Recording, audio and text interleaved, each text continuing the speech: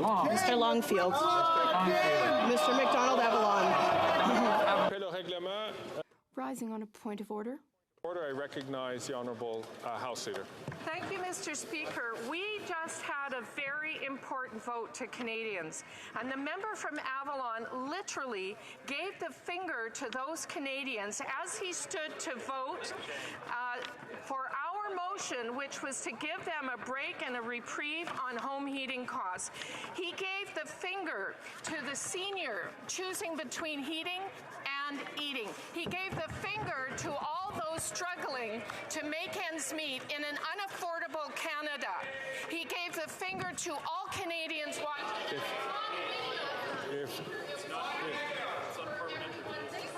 If I could ask the getting close to debate, but I see the honourable member rising. I'm assuming in response to the point of order. The honourable member. Yes, Mr. Speaker, I will rise on the same point of order. I scratched the side of my head with 2 fingers. So if they think it's 1 finger, that's up to them. They can take it how they like.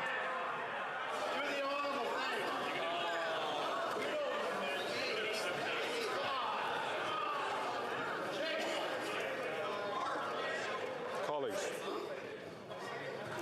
the Honourable Whip from the Opposition. That it's very unusual to scratch the side of your head with your middle finger as you are voting, and this is the second time I have had to rise in this place when a member from the government party has used that finger motion.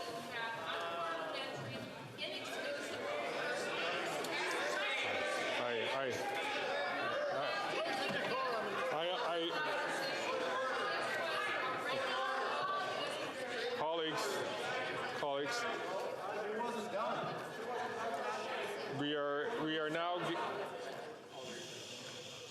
Colleagues, I'm going to ask you to both take your seats, please. Please. I'm going to ask both of you to take your seats, please.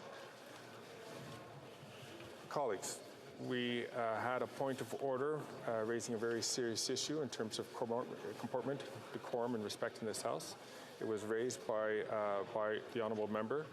The member to whom it was directed at rose and indicated that this was not done on purpose. I'm placed in a very difficult situation here. If honourable colleagues will allow me to take a look at this issue, but let me just say this. When members are often offered an opportunity to explain their actions, and they do, usually the matter is closed. This has raised some disorder in the House. I will take a look at that, and if necessary, I will come back to the House. But I hope that this will be the end of the points of order on this particular issue.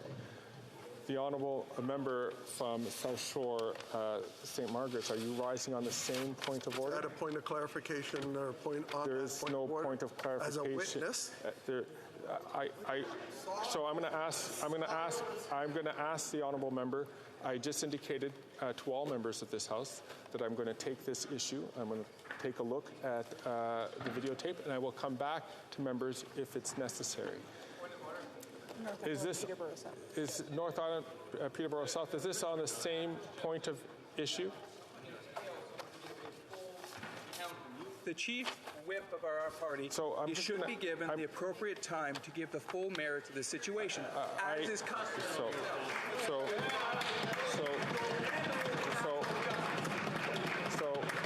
I'm going to let members know. I heard the point that was raised by the honourable member. It's a point that is very serious. The honourable member who had concerned rose to offer an explanation. I am going to review the videotape on this and come back to the House if this is necessary. The honourable member from Gatineau and Chief Government Whip.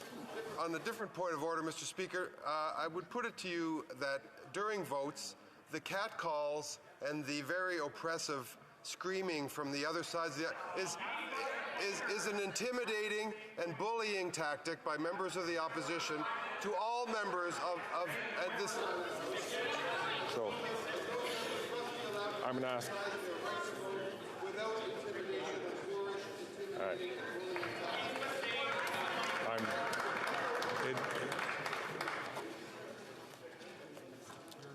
that strikes me as being on the same issue and the same matter, which I have already explained to this House what I'm going to be doing on this. So if there is no related point of order on this, I'm going to suggest that we move on to the business of the House.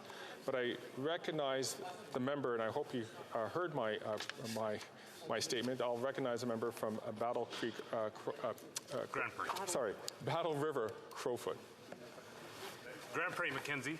Or pardon me, sorry.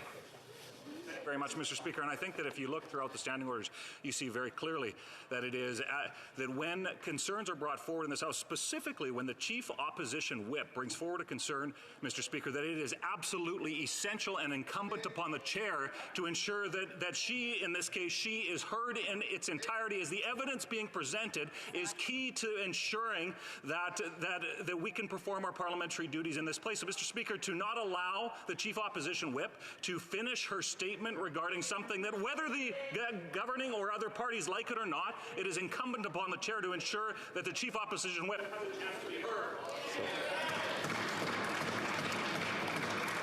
Let me assure all members that I understood very clearly the substance of what was raised and the act that was raised, and I had offered the member who was accused of making that act an opportunity to explain to the House, present his apologies.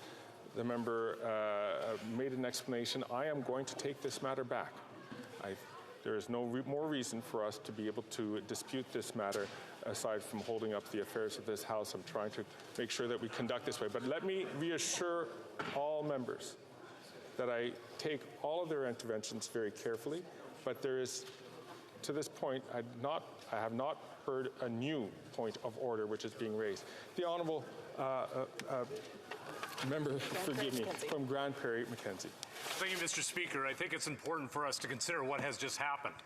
In this House, we had a member, the Chief Opposition Whip, that brought forward a very compelling, there's video evidence there, to prove... Okay,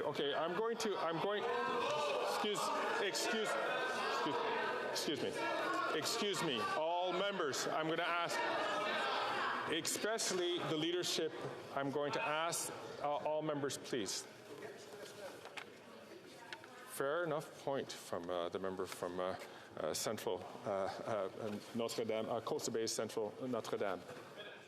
I'm going to ask the honourable member from Grand Prairie, Mackenzie, to get right to the point so that we can move on with the affairs of the House. The point is, Mr. Speaker, you have made a great effort in your public comments to state that you want to bring decorum to this House. That is fundamentally undermined in the way in which this whole thing has unraveled. The Chief Opposition Whip was unable to express the evidence that was being put before you.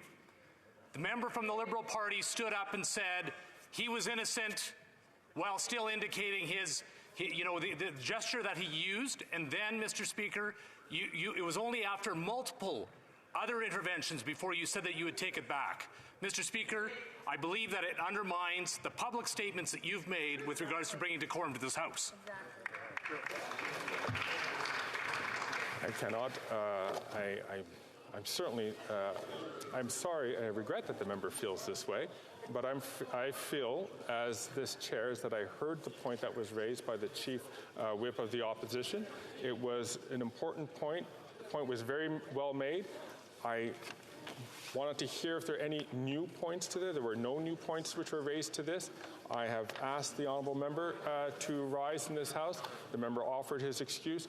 I had indicated to all members, based on what was raised by the Honourable